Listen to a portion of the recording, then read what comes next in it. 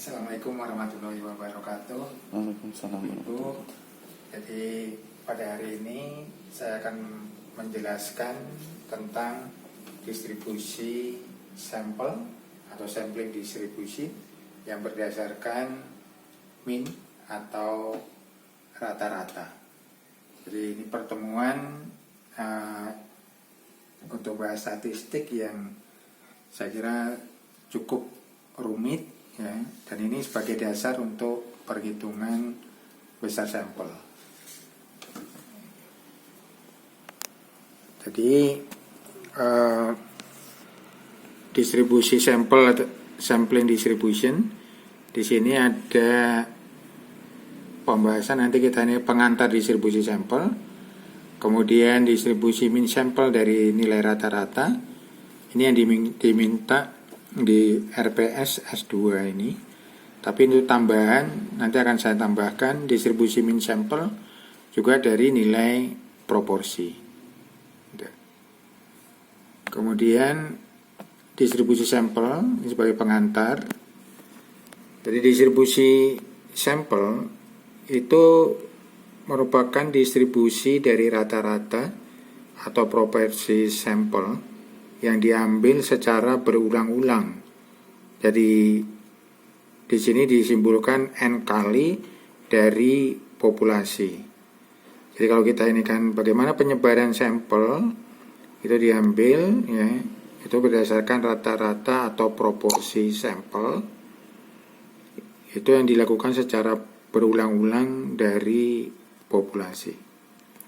Nah, di sini yang perlu diperhatikan adalah ada sebanyak N rata-rata atau N nilai proporsi. Ini N rata-rata itu N min. Nah, nanti proporsi itu kita biasanya menggunakan persentase misalnya, itu proporsi. Kemudian distribusi dari rata-rata atau proporsi tersebut ya, yang ada ini tadi distribusi ini yang disebut sebagai distribusi sampel atau sampling distribution. Kemudian distribusi sampel itu punya sifat-sifat. Sifat-sifat dari distribusi sampel ini dikenal dengan central limit theorem. Nah, ini yang sudah kita bahas pada pertemuan sebelumnya, yaitu nilai sentral atau nilai tengah ya, atau nilai rata-rata. Itu yang biasa kita ini. Kemarin sudah kita bahas, saya rata-rata sampel atau biasa disebut dengan mean. Ya. Kemudian kalau di populasi disebut dengan mu. Kemudian standar deviasi ya, itu SD kalau di sampel. Tapi kalau di deviasi populasi itu disebut dengan tau. Nah, distribusi dari rata-rata sampel ini akan mendekati distribusi normal, meskipun distribusi populasi itu tidak normal. Jadi dia akan selalu mendekati kalau kita pakai nilai rata-rata. Jadi kalau distribusi normal itu bentuk belt, ya, nah ini dia akan mendekati seperti itu, bentuknya hampir sama, cuman mungkin lebih landai. Kemudian standar deviasi juga sama, nanti dibagi dengan akar jumlah sampel ya. Kalau yang kita biasa kemarin standar deviasi atau SD ya, ini di sini standar deviasi populasi dibagi dengan akar jumlah sampel. Ini yang biasa disebut dengan standard error atau SE. Jadi SE itu rumusnya ini, SE sama dengan tau dibagi akar N ya. Tau sendiri tadi dari standar deviasi ya, di populasi dibagi dengan akar N jumlah sampel ya, yang ada atau jumlah populasi yang ada. Ini namanya standard error. Okay. Kemudian kita lihat distribusi sampel. distribusi sampel asumsinya itu ada suatu populasi. Jadi kalau kita udah bahas populasi sampel itu adalah cuplikan bagian dari populasi. Jadi kalau ada distribusi sampel berarti ada suatu populasi. Misal besar populasinya 4. Ini ada 4 orang. Populasinya A, B, C, D. Ini digambarkan seperti ini. Nah, ini besar populasi. Misalnya 4 populasinya. Kemudian random variable itu beri X. Misalnya kita ngambil random variable dari populasi ini, apa variabel yang kita ingin lihat? Misalnya umur. Ini umur. Ya. Nah, dari X tadi, nilai X, ini tadi populasi, ya, jumlah populasi kan X tadi, populasi ada 4 misalnya. Nah, A itu umurnya 18, B umur 20, C umur 22, dan D umur 24. Nah, satuan variabel ini dalam tahun. Jadi satuannya di dalam tahun, seperti itu. Kemudian kita lihat bagaimana distribusi sampel untuk contoh kasus tadi. Ya. Jadi kita lihat distribusi sampel. Nah, untuk melihat distribusi sampel, kita lihat dulu bagaimana distribusi populasi yang ada. Ya. Nah, ini mu itu sama dengan, kalau di sampel mu itu di populasi simbolnya, tapi kalau di sampel itu min, atau biasa disebut dengan ditulis dengan X bar.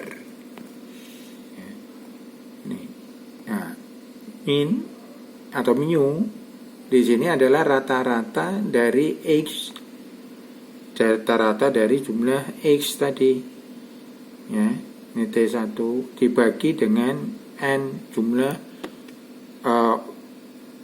personal atau jumlah populasinya. Nah, X ini variabel dari masing-masing populasi ditambahkan. Ya, tadi ada si A 18, B usianya 20, C 22, D 24. Dibagi dengan jumlah populasi. Di rata-rata. Jadi ketemunya 21. Oke. Nah, ini gambarnya. Jadi A ini 18, B, C, D ini disebut dengan X. Oke. Nah, di sini ada PX, itu peluang X. Peluang X itu muncul atau probability-nya terus 0, 1, 2, 3. Ya, ini dinamakan uniform distribution. Kemudian bagaimana standar deviasi dari populasi? Ini yang disebut dengan tau. Tau. Standar deviasi populasi sama sebenarnya rumusnya dengan standar deviasi pada sampel. Jadi sigma X masing-masing variabel tadi dikurangi mu, kemudian dikuadratkan. Sigma itu artinya jumlah nilai, ya, dari usia masing-masing responden dikurangi nilai rata-rata populasi dikuadratkan. Itu masing-masing, jadi dihitung satu-satu. Misalnya 18 dikurangi 21 dikuadratkan, 20 dikurangi 21 dikuadratkan, 22 dikurangi 21 rata-ratanya dikuadratkan, kemudian 24 dikurangi 21 dikuadratkan. Itu ditambahkan semua hasilnya, kemudian dibagi 4N. Kemudian setelah itu baru diakar. nanti ketemunya 2,236 ini. Oke. Nah, kemudian kita lanjutkan. Misal kita mau lihat besar sampel N sama dengan 2. Jadi kita tadi distribusi populasi, kemudian kita lihat distribusi sampel. Distribusi populasi kita ingin mengambil sampel N-nya 2. Ya. 2, jadi 2N, itu yang kita lihat. Nah, kita lihat di sini, yang pertama, tahap pertama ini kita ada tabel cross tab, ya, cross tabel ini observasi. Dari hasil observasi pertama itu usia tadi kan ada 4 variasi, 18, 20, 22. Kemudian di kolom ini observasi yang kedua itu juga 18, 20, 22, 24. Jadi usianya tadi observasi kedua. Oke. Tuh. Nah, itu di cross tab. Di cross tab ya contohnya gini. Kalau 18 ditemukan dengan 18 ya berarti 18.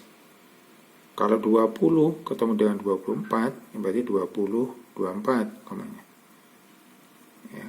Kalau 24 22 ya berarti 24 22 koma. Berarti di cross tab, di cross tabulation antara dua nilai yang di kolom, ya, yang di kolom ini dengan yang di baris itu kita cross tabkan.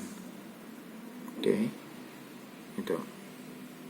Nah, berarti kalau kita melakukan N pengulangan 2 kali tadi, berarti kemungkinan sampel yang akan kita ambil, kita ulang itu ada 16 sampel. Yang pertama. Ya, 16 sampel ini sama dengan 16 min. Nih. Jadi 16 sampel ini itu sama dengan 16 min. Nah, 16 min, kenapa 16 min? Ini kita lihat ke sini. Cross tab tadi. Tuh. Jadi nilainya ada 18, 19, 20, 21 terus semua seperti itu. Oke. Gitu. Kemudian coba dilihat di sini. Kenapa ini 20? Ya. 18 dengan 22 munculnya 20. Kita lihat di sini. 18 dengan 22. Di 18 ditambah 22 40. Ya kan? Dibagi 2 sehingga ketemunya di sini 20. Nih. Kemudian di ini juga 24 22. Kita lihat di sini ketemunya 23. Karena 24 dibagi 22 ya ditambah 22 dibagi 2 jadi ketemunya 23. Oke. Tuh secara sederhana kalau kita ngambil distribusi sampel populasi, kemudian kita ambil besar sampelnya 2 kali pengulangan besar sampel. Nah, berarti nanti akan ketemu 16 sampel. 16 sampel itu sama aja dengan 16 min sampel yang kita gunakan. Oke. Ini sampling distributionnya. Sampling distribusi dari sampling dari semua sampel min tadi ada 16 sampel min. Ya, 16 sampel min. Ini kalau kita ambil dari slide sebelumnya tadi. Nah, ini diambil dari slide sebelumnya, ini cross tab. Nah, kalau ini dibuat grafik, ya ini jadi sampel distribution min. Tuh. 18 tadi ada berapa? 2. 19 ya, ada 0 berapa? Ini untuk probability-nya. Terus 21 ini yang paling banyak ya. Ini kalau dilihat gini, 18 ini hanya 1, 19 itu 2 ya, berarti ini kan 0, itu. Kemudian 20 itu ada 3, kemudian 21 ada 4 paling tinggi, kemudian 22 3, 23 2, 24 1. Nah, ini membentuk namanya distribusi. Kalau digambarkan seperti ini. Nah, ini kalau kita lihat ini bentuknya distribusi normal. Nah, normal ini. Karena bentuknya seperti belt. Jadi rata-rata yang paling banyak tengah, kemudian nilai paling kecil 1, kemudian yang paling besar juga 1. Ini sample mean distribution. Oke.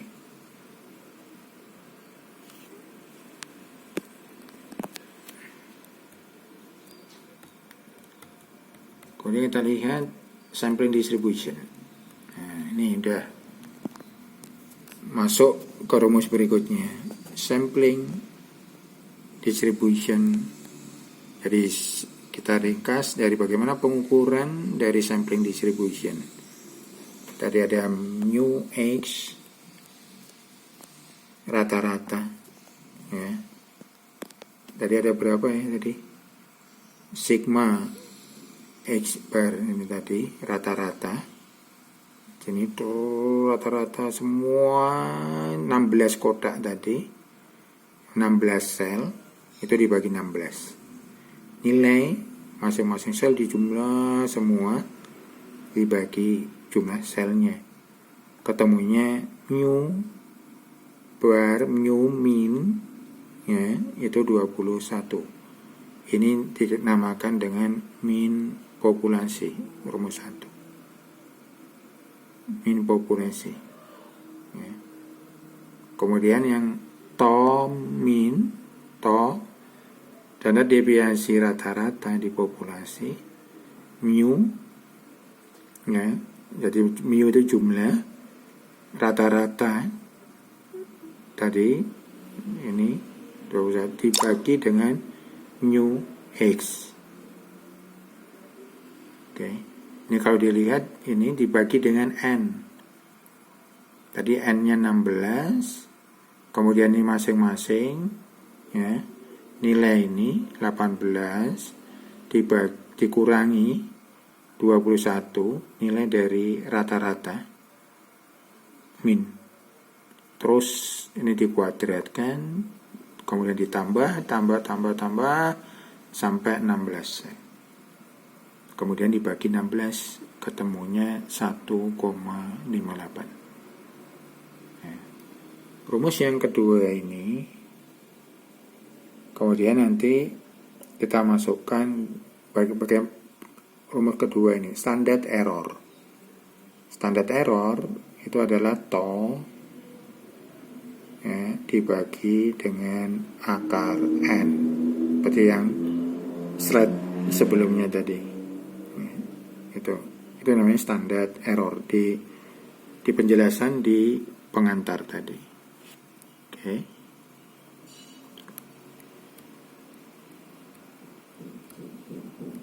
Nah, ini perbandingan populasi dengan distribusi sampel. Contoh tadi.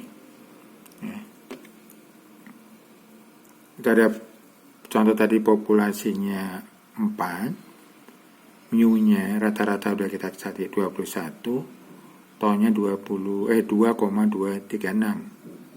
Ya, ini digambarkan distribusi. Gambarannya, grafiknya seperti ini. A, B, C, D. Ya, jadi ini rata. Ini di populasi. Kemudian kalau kita lihat di sampel, ya, distribusi sampel dengan N2, maka ketemunya tadi mu min itu 21, tau minnya 1,58. Nah, kalau dilihat di sini beda, jadi 18, 19, 21 ini sampai 24. Ya, dia berdistribusi normal bentuk ini. Itu menggabungkan hasil yang penjelasan yang di slide sebelumnya tadi. Bagaimana distribusi di populasi, kemudian sampel mean di distribution gitu. Oke. Untuk melihat perbandingan antara distribusi di populasi dengan di sampel. Ini gambaran distribusi sampling. Ini. Kalau yang paling kiri ini original population. Ini original population. Di sini sampling distribution dengan mean n sama dengan 2 seperti ini. Kalau kita buat n sama dengan 5 misalnya, nanti bentuknya seperti ini. Semakin besar nanti bentuknya seperti ini. Distribution n sama dengan 30 itu akan sampai mendekati distribusi normal. Oke, ini. Kemudian kalau kita lihat yang originalnya misalnya seperti ini, naik turun, N2-nya bentuknya seperti ini. Kemudian kalau lebih besar dia akan bentuk seperti hampir distribusi normal. Kemudian lebih besar lagi dia akan berbentuk distribusi normal. Terus ini. Artinya dengan melihat seperti ini, kalau kita mau mengambil sampel dari populasi, maka sebaiknya sampelnya besar. Ya. Ada yang menyatakan sampel besar itu minimal N-nya 30. Karena N30 itu sudah dianggap bentuknya berdistribusi normal.